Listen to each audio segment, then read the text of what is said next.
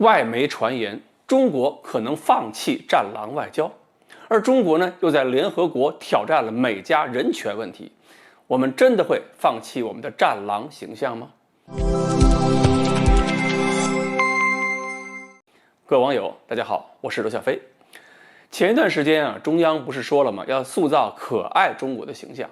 然后呢，外媒就有一个评估啊，说中国可能要放弃战狼外交了，因为过去的战狼外交让中国的外交处于一种相对孤立的状态，得罪人很多。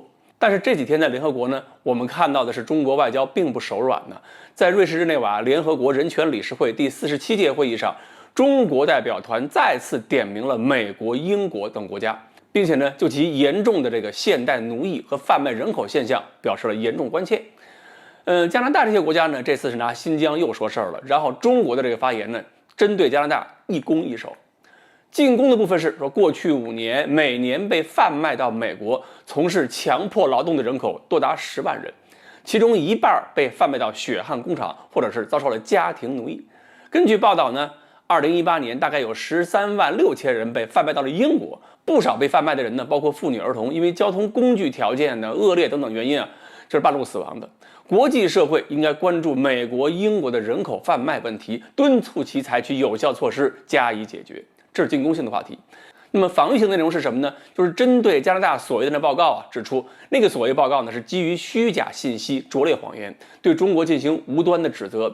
中国对此表示坚决反对，希望特别报告员呢摒弃对中国的偏见，以负责任的态度、公正客观的履行职责。除了在联合国的发言，然后呢，我们重温一下7一讲话，对外部敌对势力的那种强硬，这是放弃战狼外交吗？这才不是，恰恰表明这才是真正的战狼外交。那么中国的可爱形象的塑造跟战狼外交是什么关系呢？是不是矛盾关系呢？在我看来根本不矛盾，而且就是一回事儿。说到战狼外交，很多人还有误解，觉得我们在外交发言中怼，使劲怼，谁说话不好听，谁敢说我们一个不好的，我们就骂回去，这就是战狼外交。谁要是不骂，那就是跪着，就是不敢反击，就是怂。其实呢，这种简单的怼，也不能算战狼外交，既不算战狼，也不是外交。真正的战狼外交啊，首先说到底，它还是外交。外交的核心目标不能错，不能丢，就是要通过各种方法，在国际上团结更多的国家来认同我们的意见。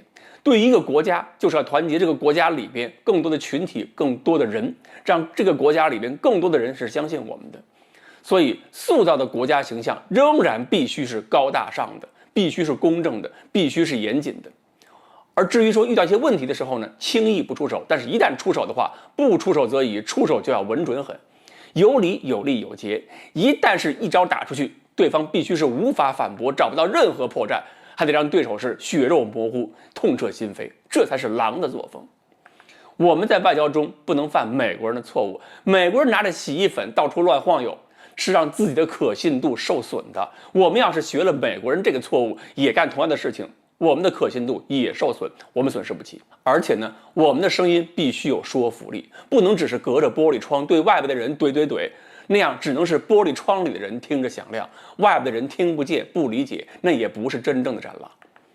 所以真正的战狼外交才刚刚开始，而且是要通过经济、贸易、基础建设、军事实力、文化影响一起实现的外交，是实力外交。所以可爱中国和战狼这2个形象根本就不矛盾，我们怎么可能放弃真正的战狼外交呢？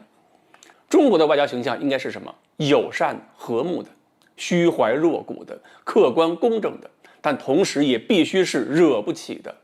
至于说有些国家想看中国的哪一面，那么这些国家可以自己选择。毕竟我们有首老歌唱得好，朋友来了有好酒，豺狼来了有猎枪。这歌我们唱了这么多年了，有些国家你就别说听不懂了。好，关于可爱和战狼是不是矛盾，我们今天就说到这里。欢迎大家继续关注我们的栏目，一起期待我们成为一只可爱的狼。